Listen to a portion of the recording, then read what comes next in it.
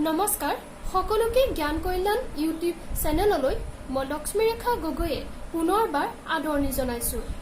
মই নৱম শ্ৰেণীৰ বিজ্ঞান পাঠ্যপুথিৰ অন্তৰ্গত পঞ্চম অধ্যায়ৰ জীৱৰ মৌলিক একক the fundamental unit of life এই পাঠ্যৰ বিষয়ে আলোচনা কৰি আছিলো।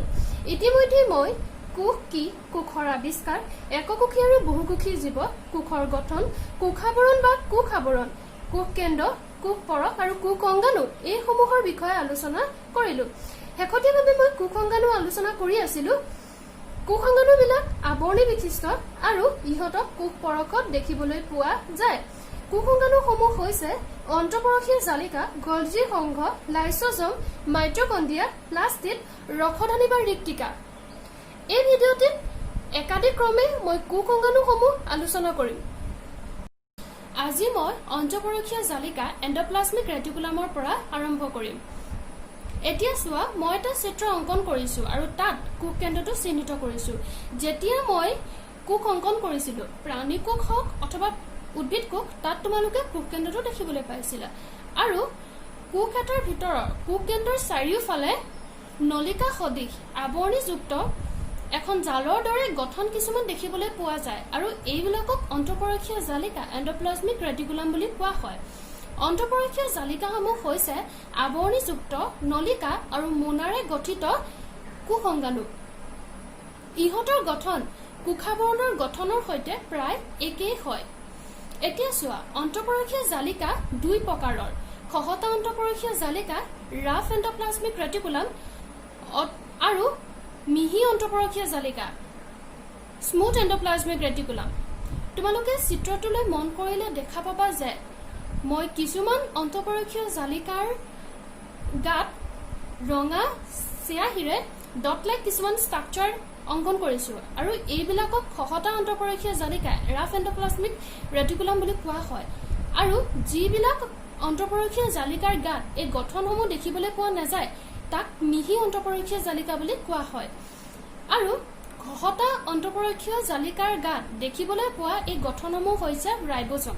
আৰু ৰাইবজম হৈছে কোষ অংগাণু, য'ত কোষৰ ভিতৰত প্ৰটিন উৎপাদন হয়।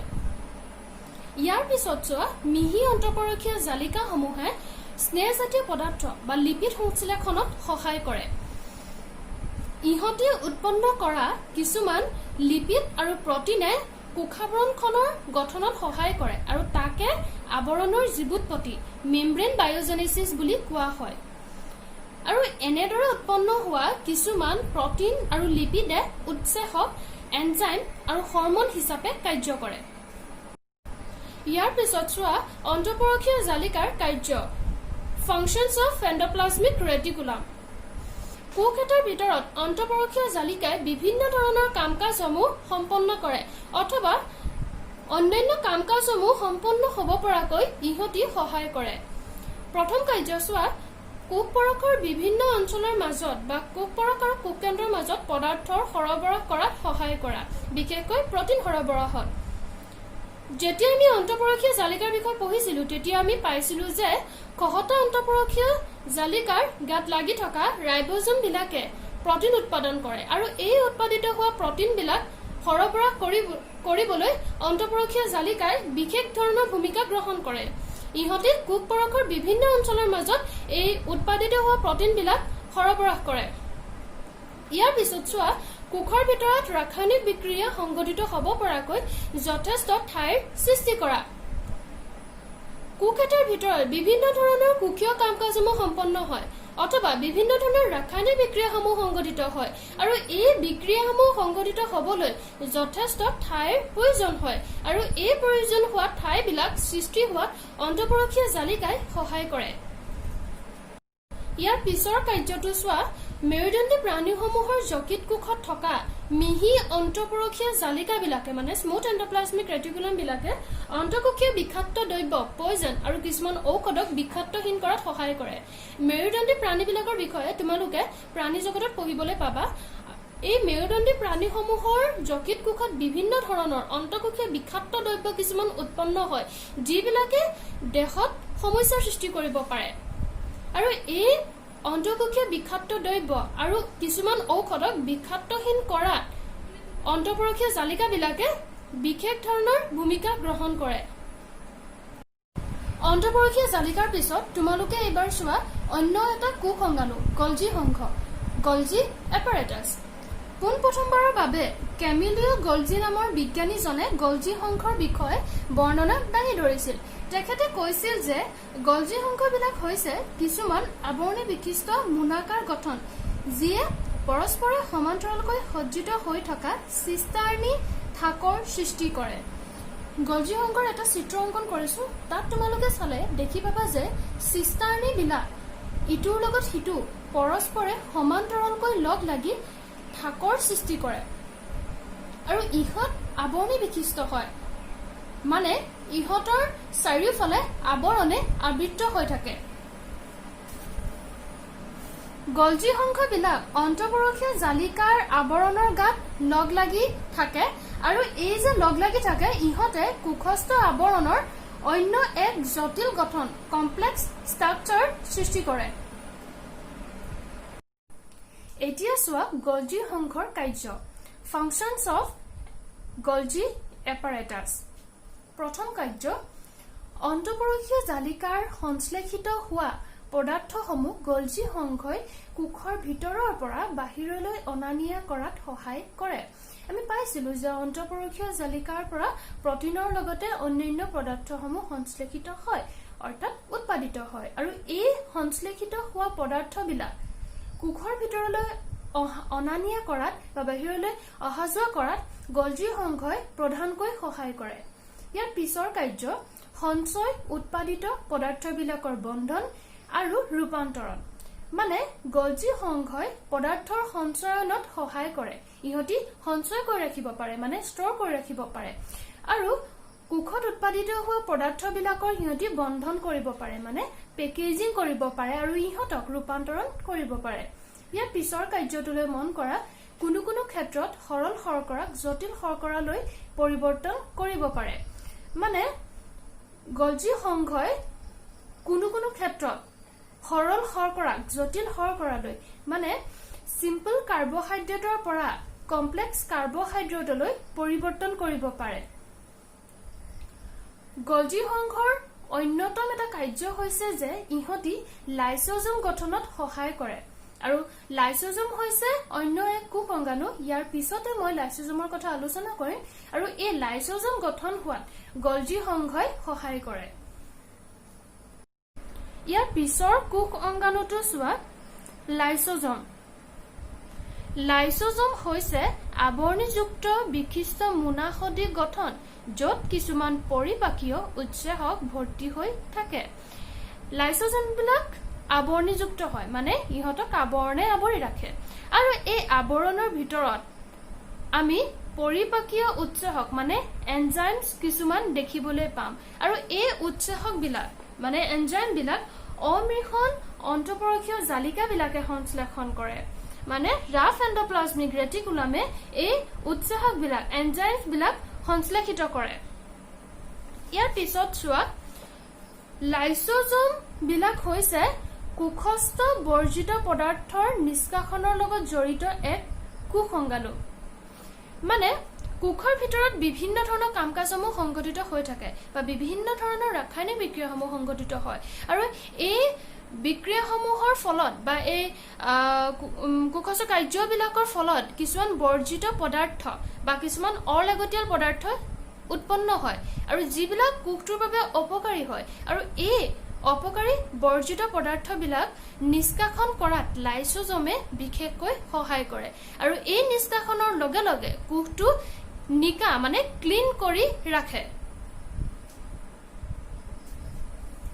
ইয়াৰ পিছত চোৱা কোষৰ ভিতৰত প্ৰৱেশ কৰা বহিৰাগতৰ লগতে মৃত কোষংগাণুবিলাক লাইচোজোমে ভাঙি সৰলীকৃত কৰিব পাৰে, অৰ্থাৎ কোষ এটাৰ বাহিৰৰ পৰা কোষ এটাৰ ভিতৰলৈ বিভিন্ন ধৰণৰ অণুজীৱবিলাক আহিব পাৰে, যেনে বেক্টেৰিয়া আহিব পাৰে বা অন্যান্য অণুজীৱবিলাক কোষ এটাৰ ভিতৰলৈ আহিব পাৰে আৰু লগতে খাদ্যবিলাকো কোষ এটাৰ ভিতৰলৈ কোষৰ বাহিৰৰ পৰাই আহে আৰু মৃত কোষংগাণুবিলাক এই পদাৰ্থবিলাকে কোষটোক ক্ষতি সাধন কৰিব পাৰে আৰু সেইবাবে লাইসোজমে ইহঁতক ভাঙি কিছুমান সৰু সৰু পদাৰ্থত পৰিণত কৰে আৰু ইয়াক সৰলীকৃত কৰা বুলি কোৱা হয় আৰু এই সৰলীকৃত কৰিব পৰা কাৰণ হৈছে যে লাইসোজমৰ ভিতৰত কিছুমান জলবিয়োজক উৎসেচক পোৱা যায় আৰু এই উৎসেচক বিলাকে সকলো ধৰণৰ জৈৱ যৌগক সৰলীকৃত কৰিব পাৰে মানে সৰু সৰু পদাৰ্থলৈ পৰিণত কৰিব পাৰে ইয়াৰ পিছত চোৱা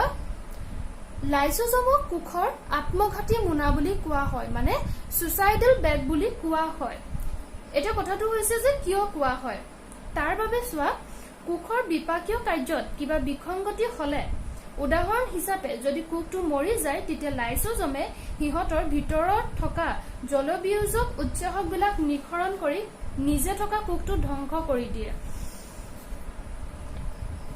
যিহেতু লাইসোজমৰ ভিতৰত আমি জলবিয়োজক উৎসেচক বিলাক পাওঁ যেতিয়া কিবা কাৰণত কোষ এটা মৰি যায় বা ই মৃত অৱস্থালৈ গুচি যায় তেতিয়া তাত থকা লাইসোজমে সেই জলবিয়োজক উৎসেচক বিলাক নিখৰণ কৰে মানে ৰিলিজ কৰি দিয়ে যাৰ লগে লগে কোষটো ধ্বংস হৈ যায় কিয়নো আমি পাইছিলো যে মৃত কোষ অংগাণু বিলাকে কোষৰ বাবে ক্ষতি সাধন কৰিব পাৰে আৰু এই যে নিজে নিজৰ উৎসেচক বিলাক নিখৰণ কৰি নিজে থকা কোষটো ধ্বংস কৰি দিয়ে মানে সুইসাইড কৰি দিয়ে সেইবাবে ইহঁতক কোষৰ আত্মঘাতী বা সুইসাইডাল বেগ বুলি কোৱা হয়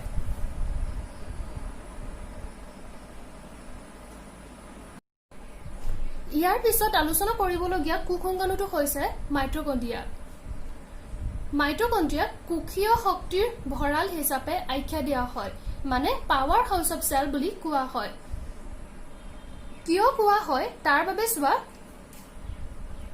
ইতিমধ্যে মই তোমালোকক জনাইছো যে কোষৰ ভিতৰত বিভিন্ন ধৰণৰ ৰাসায়নিক বিক্ৰিয়াসমূহ সংঘটিত হৈ থাকে আৰু এই বিক্ৰিয়াসমূহ সংঘটিত হ'বৰ বাবে যথেষ্ট শক্তিৰ প্ৰয়োজন হয় আৰু এই প্ৰয়োজন হোৱা শক্তিবিলাক মাইটকণ্ড্ৰিয়াই যোগান ধৰে তাৰ বাবে মাইটকণ্ড্ৰিয়াই এটিপি অণুবিলাক উৎপন্ন কৰে য'ত শক্তিবিলাক নিহিত হৈ থাকে এটিপি হৈছে এডিনোচিন ট্ৰাইফসফেট যাক চমুকৈ এটিপি বুলি কোৱা হয় আৰু ইহঁতক কোষীয় শক্তিৰ মুদ্ৰা এনাৰ্জি কাৰেন্সি বুলিও কোৱা হয়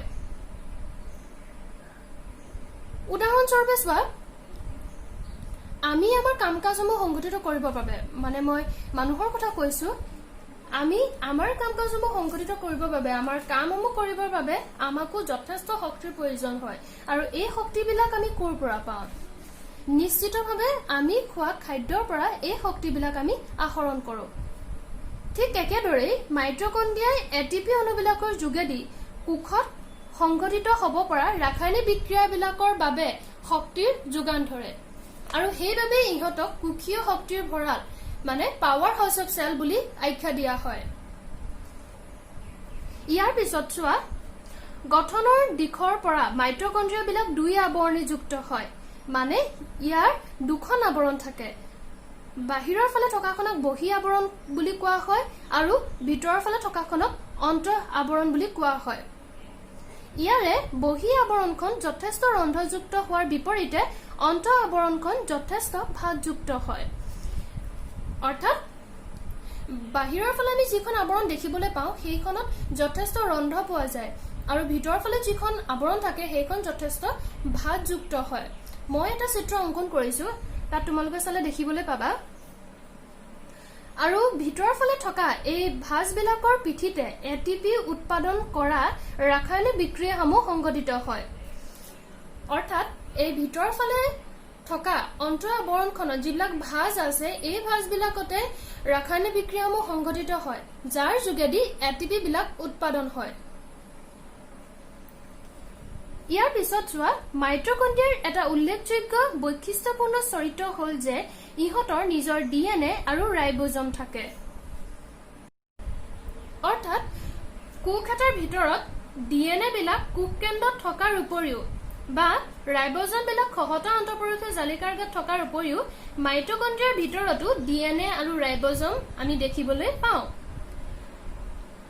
ৰাইবোজমে প্ৰটিন উৎপাদন কৰে আৰু এই কথা মই ইতিমধ্যে তোমালোকক উল্লেখ কৰিছিলো আৰু এই ৰাইবোজম বিলাক থকাৰ বাবে মাইটকণ্ড্ৰিয়াই নিজৰ প্ৰটিন নিজে তৈয়াৰ কৰি ল'ব পাৰে মাইটোকন্ড্ৰিয়াৰ পিছত আলোচনা কৰিবলগীয়া কোষ অংগাণুটো হৈছে প্লাস্টিড। প্লাস্টিডবিলাক কেৱল উদ্ভিদ কোষত পোৱা যায়, অৰ্থাৎ প্ৰাণী কোষত প্লাস্টিড নাথাকে। উদ্ভিদৰ বাবে প্লাস্টিড খুবেই প্ৰয়োজনীয় এটা কোষ অংগাণু হয়, কিয়নো উদ্ভিদৰ দেহত দেখিবলৈ পোৱা বিভিন্ন ৰংসমূহ, লাগিলে সেউজীয়া ৰং হওক অথবা অন্যান্য ৰংসমূহ কেৱল প্লাস্টিড থকাৰ বাবে আমি দেখিবলৈ পাওঁ। প্ৰধানকৈ 3 প্ৰকাৰৰ প্লাস্টিড দেখিবলৈ পোৱা যায়: হৰিত কণা, ক্লৰোপ্লাষ্ট, বৰ্ণকণা বা বৰণীয়া কণা, ক্ৰমোপ্লাষ্ট, আৰু অবৰ্ণ কণা বা বৰণহীন কণা, লিউকোপ্লাষ্ট।